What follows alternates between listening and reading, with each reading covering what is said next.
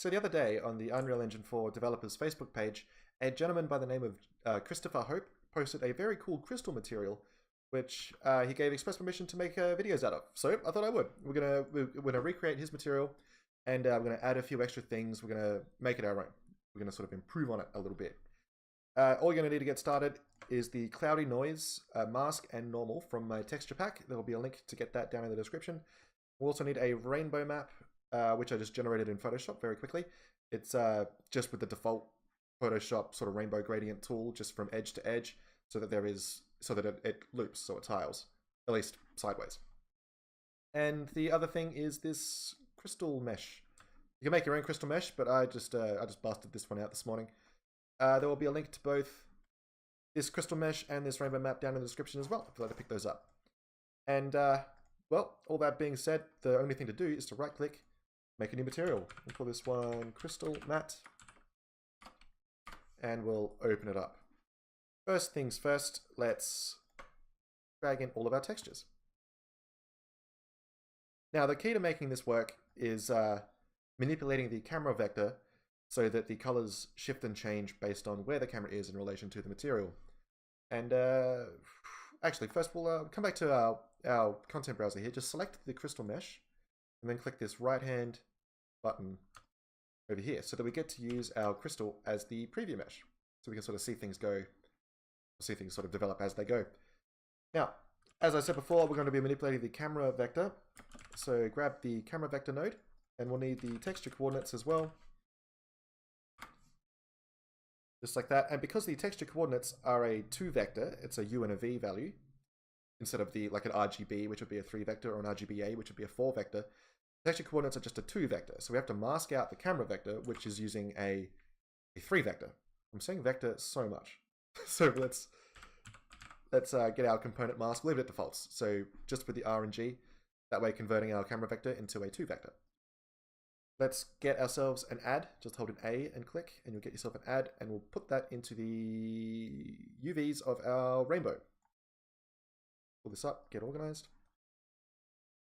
And this sort of makes the basic logic. If we start previewing this, we can see that the effect is already starting to develop. This is just the rainbow on its own. So we'll stop previewing that, and we'll make some other things happen. We don't need to do anything with our main material node. We can leave that as defaults.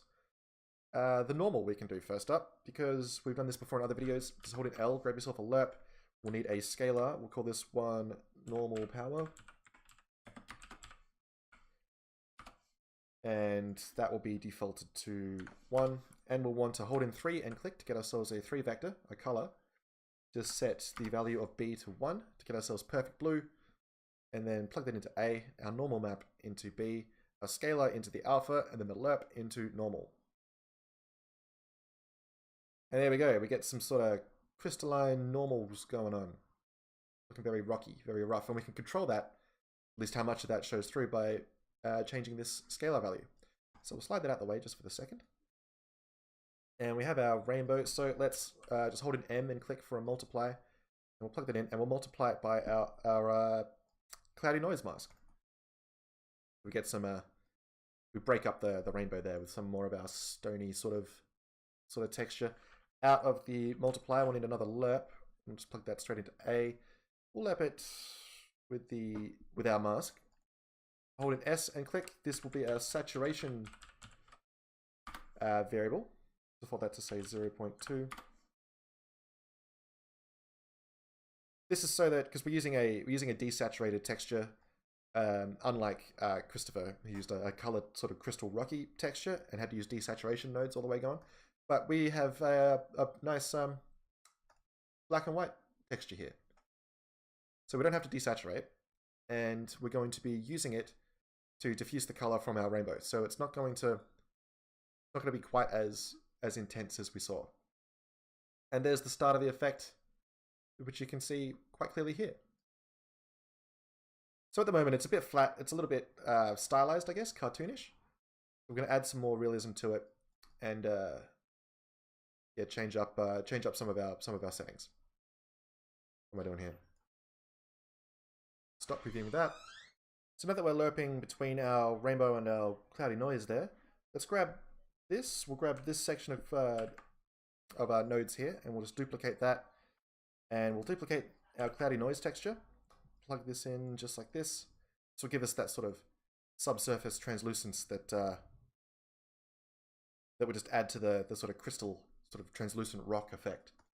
Then out of our lerp here, let's just hold it M, grab ourselves another multiply. And this one would be plugged into our lerp, just into the A, and then our texture over here into the B. And then we'll get ourselves another scalar parameter. This one will control our shine, how reflective our stone is going to be. We'll set this to default at 0.3. From this multiplier, we'll go into another multiplier. We'll get our shine value. I might have to make myself some space here, so I need to run out. And so out of this multiplier, we're going to add it back to the results of our lerp. Like that.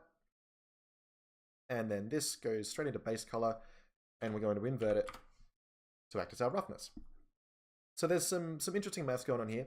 Like after we've lerped between our rainbow and our texture here to get this sort of broken up stony sort of look, we multiply it by this effect here to get the. I don't know if you can quite see it in the recording here.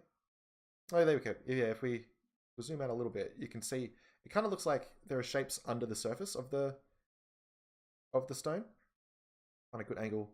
There we go. You can kind of see it best here. But make the material for yourself, and you can gawk at it all day. It's very, very attractive. Then we got our normals hooked up. Our textures here are all good. I think we're about done. So this will this wraps up our material. Then we can go back to the editor and we can check it out. So one thing about like static meshes in Unreal is that you can drag them into the scene here, and they'll have the default world material. And if you drag material directly onto them, they'll get their material.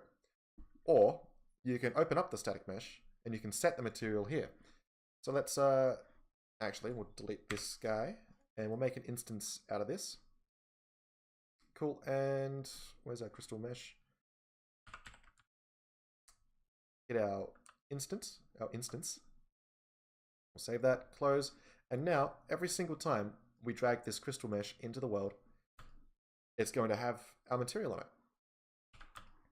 And now we can see sort of how the material's working. We can see the texture there, the roughness of it, the shine, and it's it's working as intended. So there we have it. That's about the end of the video, guys. Yeah, I just spotted this on Facebook the other day and thought, man, that looks great. I might have to try something similar. So I recreated Christopher's material, and then I played around with it for a while and came up with this.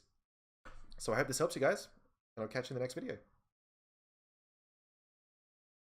Hey guys, me again. Thanks for watching till the end of the video. I thought I'd let you all know that there is now a way to support the channel and get something in return. If you look down in the description of this video, you'll see a link to a Gumroad page where you can pick up a texture pack with over 35 high quality normal maps and texture masks that you can use in Unreal Engine, in game dev, in any of your shader creation.